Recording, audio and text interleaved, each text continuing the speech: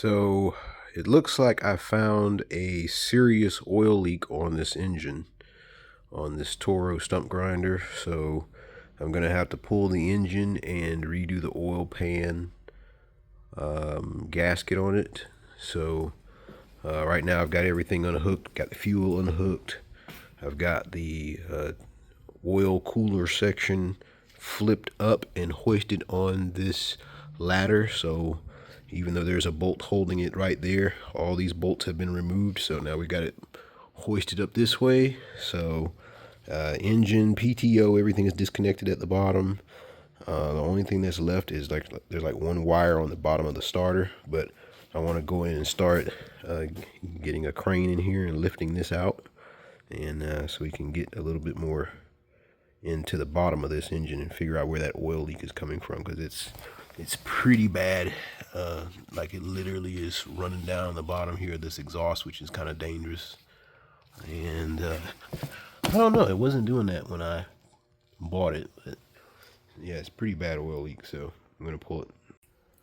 All right, so now I've got the excavator in position here, because I was gonna try to use the engine hoist, but the legs are gonna be in the way. So since the excavator is just sitting here, I figured I'd go ahead and use that along with a hoist. I don't have a gantry crane yet, so this would be great for using with a gantry crane, but I don't have one yet. So I'm gonna go ahead and get this in position, and that way I can start pulling the motor.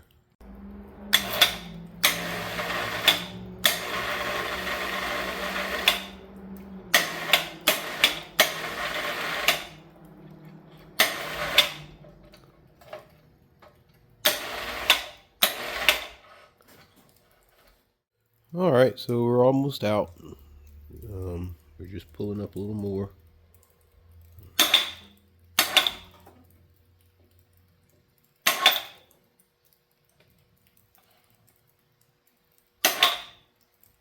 Okay, so we're not gonna get past that part right there. I may have to take the battery out. The battery is right in the way there.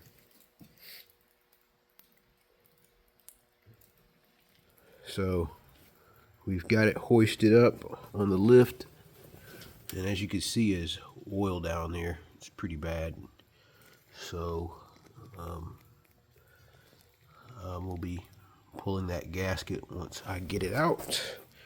And so now it's ready to probably swing this direction onto the floor. I'm going to use this dolly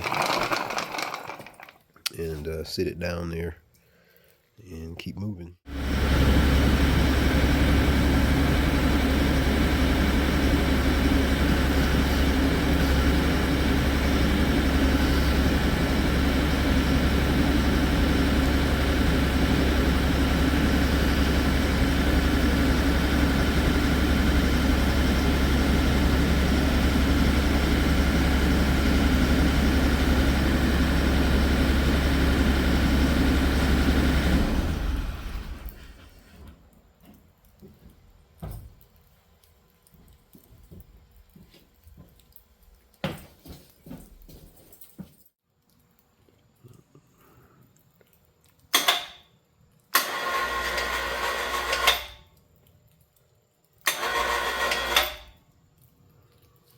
Let's see if we can get it right where we need it with the pulley.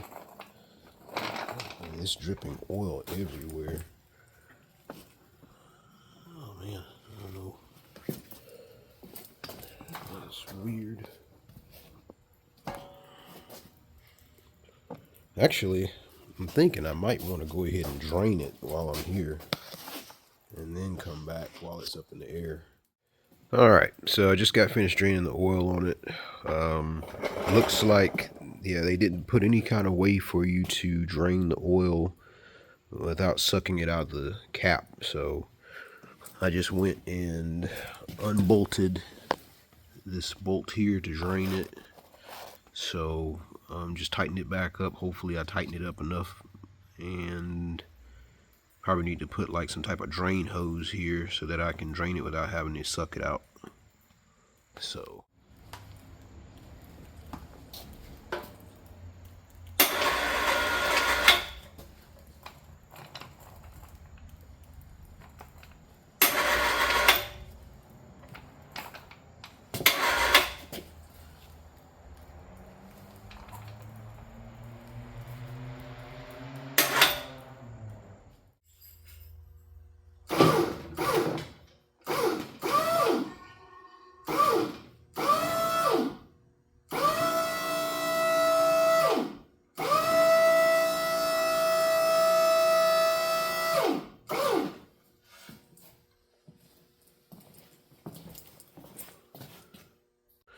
So basically the hard part I think is done. The hard part was just disconnecting everything and actually getting it out.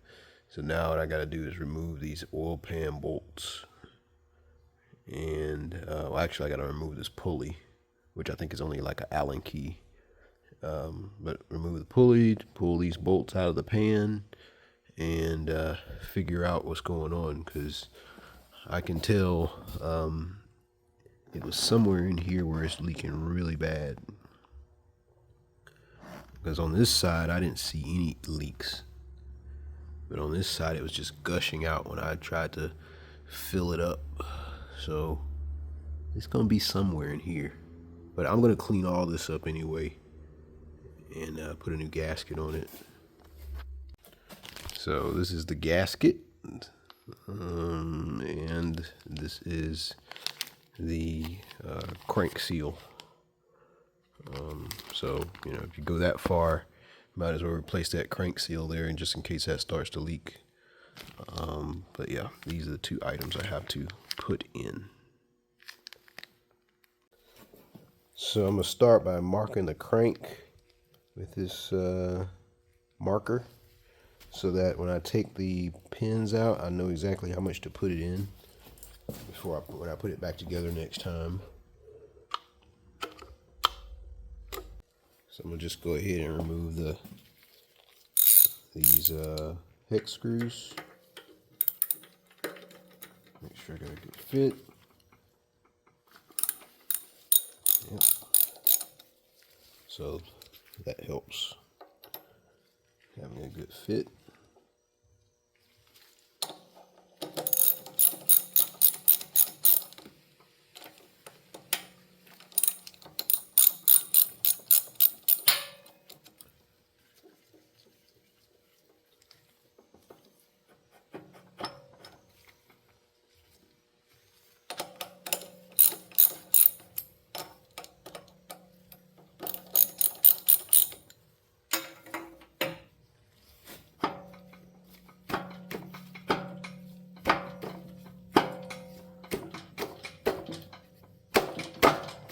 Something sticking.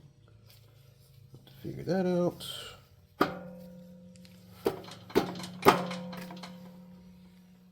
When in doubt, use a pulley remover. 17mm should come off.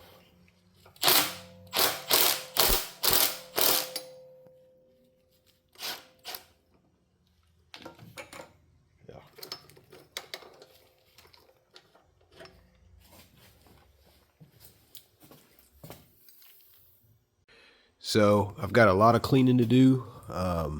This has got a lot of material on it because of the leak and the dirt that got on it. So I'll be using this and some brake cleaners and trying to clean it up as much as possible before I actually open the case here, because I don't want any dirt to get in the case. Alright, so the next day I'm coming in here. I'm going to just kind of put some simple green on this to kind of knock down all of the muck on the side of it, a lot of it. So I'm just gonna knock it down, and then I'm not gonna let it sit for long, and then after that I'm gonna rinse it off because it's really dirty.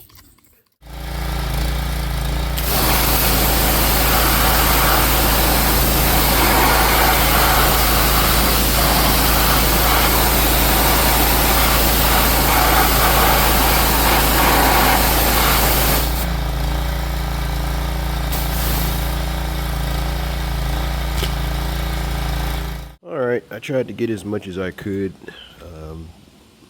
Still a little dirty, but it's better than it was. So I'm going to go ahead and start knocking these bolts out and taking the pan off. It's probably going to be a little bit of oil draining down here, but I got as much as I could out. So we'll see what happens.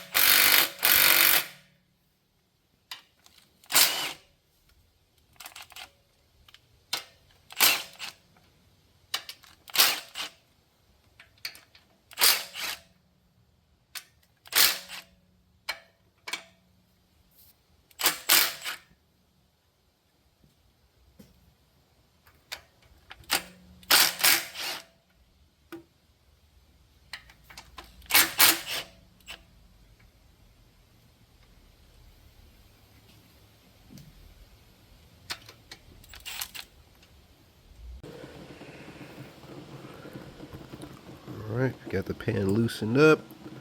It's now draining down. We're just gonna open it up just a little bit more here with the screwdriver. Get it past this point here. And don't want to damage this lip, aluminum lip here. So I'm just kind of prying against the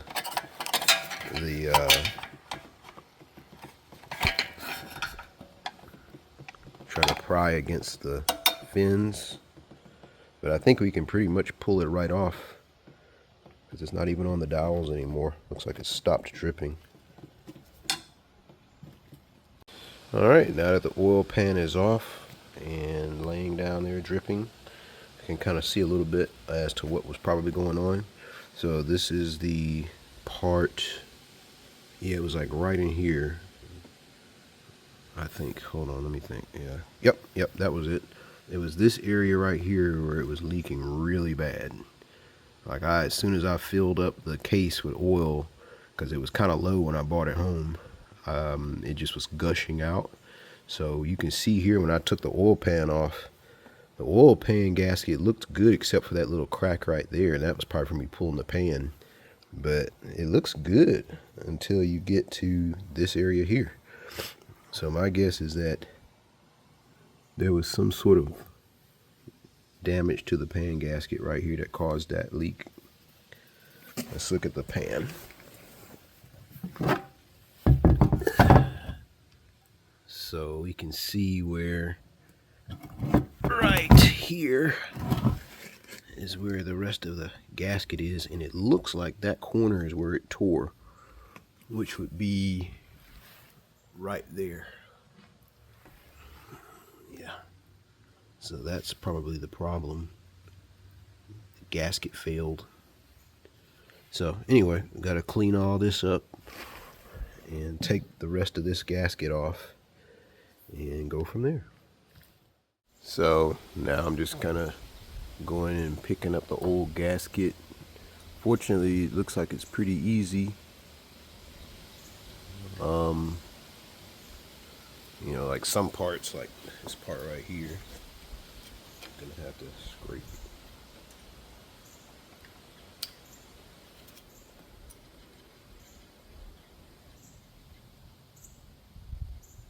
But I don't want to damage the pan edges because it is made out of aluminum, which is soft metal.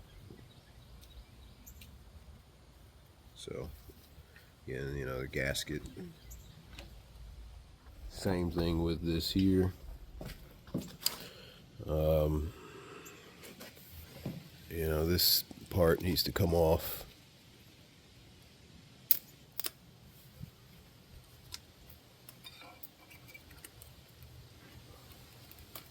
So they break off real easy. And, you know, gotta, again, scrape a little bit.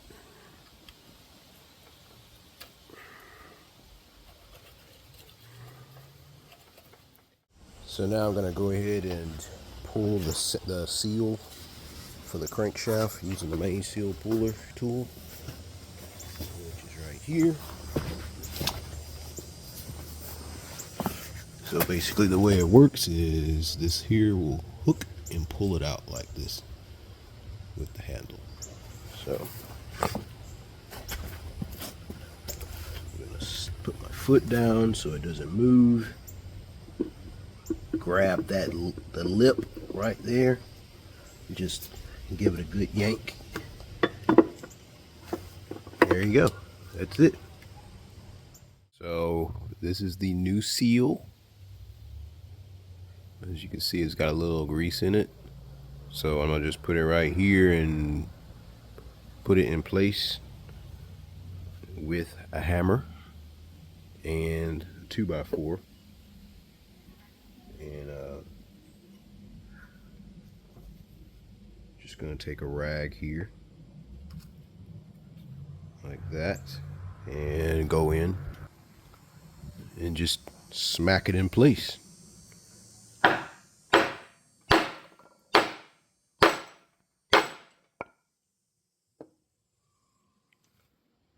And as you can see, it's almost in. I just have to do it a little bit more.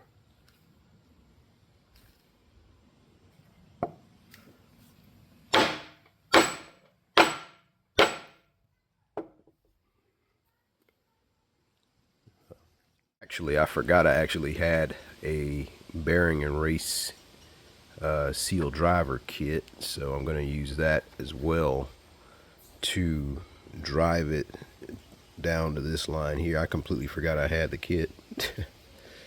So I don't use it very often, so just get the right size. That looks about right. I think that's right. Nope. So it's going to be this one here. So now I just put that there and start continuing. And I turned it upside down because I want it to be wide enough to actually take over the whole thing. So yeah, that's where it should be, I think.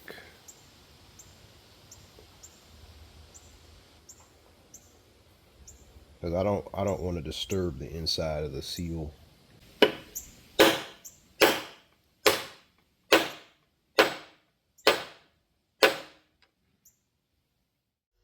Alright, so now I have the gasket here. This is the new gasket. I'm going to go ahead and start by putting some RTV on it. So I'm going to use this blue RTV on both sides of the gasket. Alright, so this is what it looks like. Pretty much ready to put back on. Alright, so we're going to put the pan back on.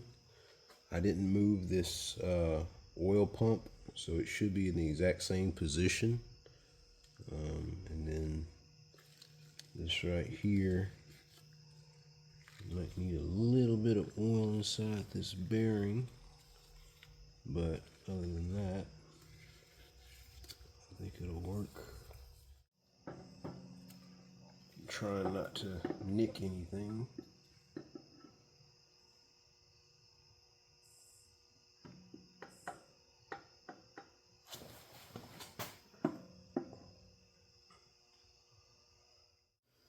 So it's saying about 227 inch-pounds on the manual that I'm reading. So it's about almost 19 foot-pounds, I think is what it translates into. So just tighten them up.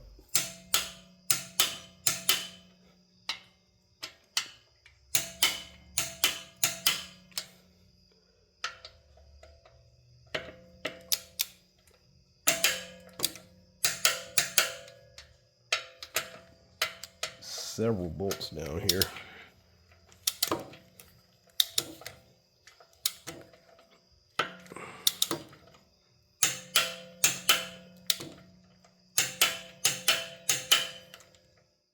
All right, so at this point, I've got the oil pan back on. I've got the pulley back on.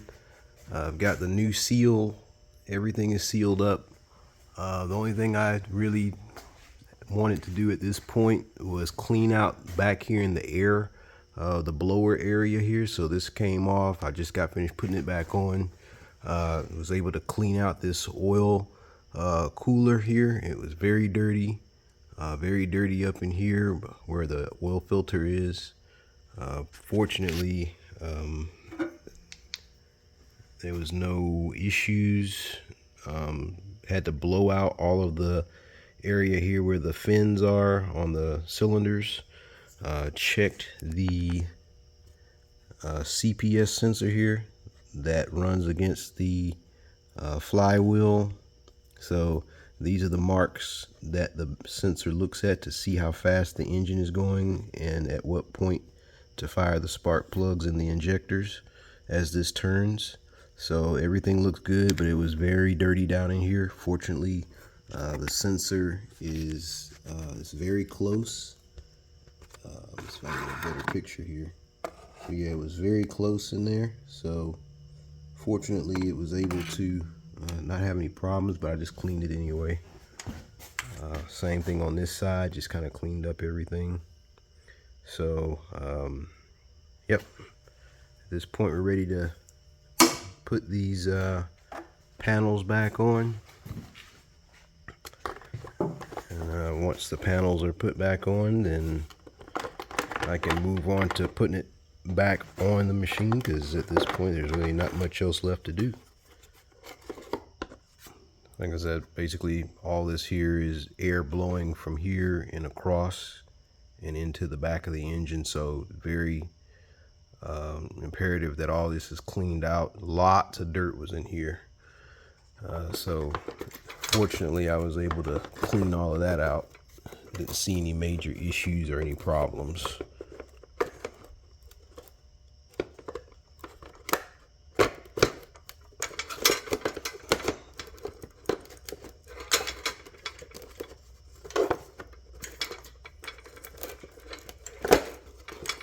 So that's that.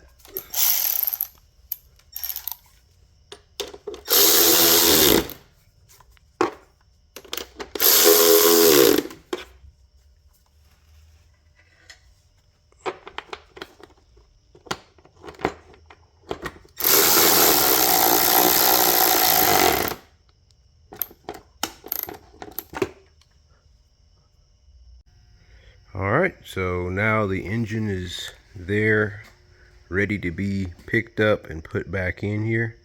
I'll probably put the starter on once I get it hoisted up and in position.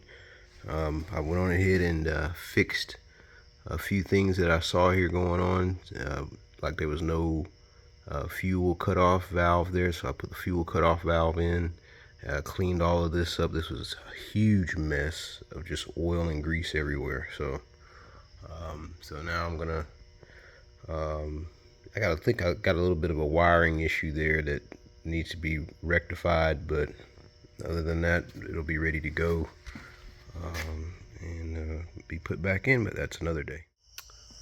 Alright, so we are ready to pull it up and in position again. So I'm just gonna go ahead and start it up.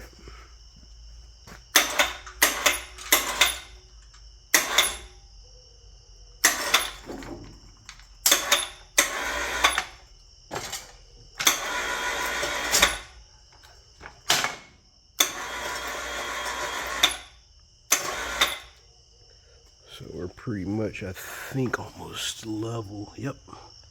So we should be able to move it on over and get it into position.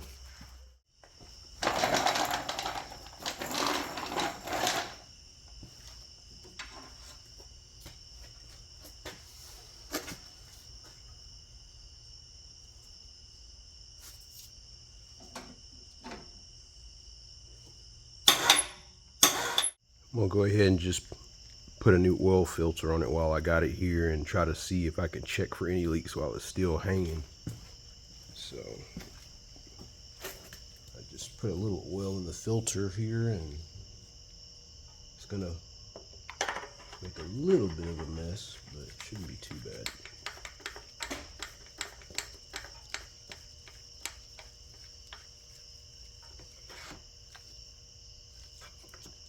I just hand tighten it. Alright, so I just put 2 quarts in it. So far so good. I don't see any leaks. The seal is good on that side.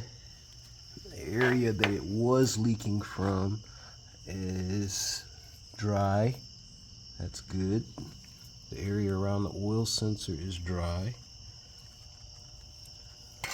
Yeah, so far it looks good. So I'm happy with it. So yeah, I think we're good to go.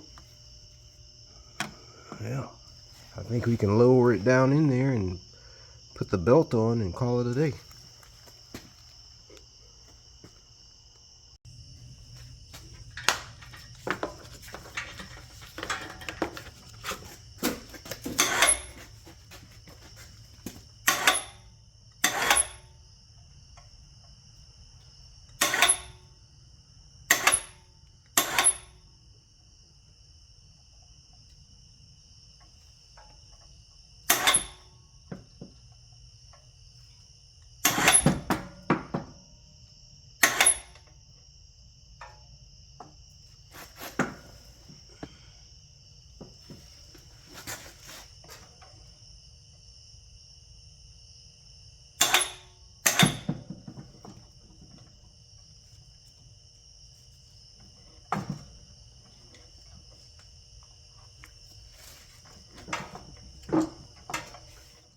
So just to be on the safe side, I like to wire in a battery cutoff switch.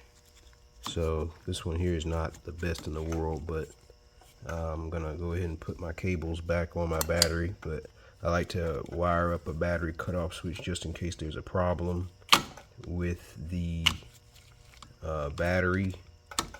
It will shut off power, and I won't have to worry about trying to get these terminals unplugged from a battery that's hooked up to a malfunctioning piece of equipment. So I've got that there now. So now the ignition will not work unless I turn on the safety switch. Now it will work.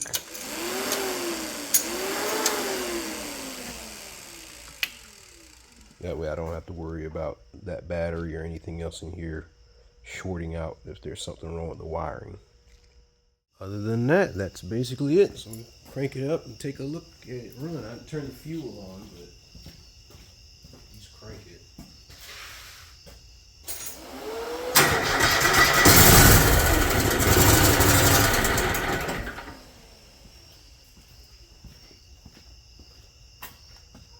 So it does run, that's good.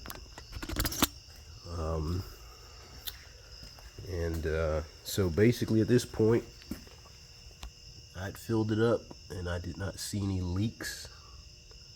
I won't know until tomorrow. It's kind of dark outside, so I don't want to run it, but once I actually take it outside, I'll run it for a minute and let it warm up. But so far, there's no leaks that I can see. Got a flashlight here. So as you can see, everything is dry. And let's see on this side, same thing. It's dry. Again, I got the fuel turned off so I can run it. But it's got fuel in the injectors apparently, so it will run. But there's no leaks. So far so good. Because that was the main problem, leaks. So other than that, it looks like it's good to go. Yep. So yep, that's pretty much it for now.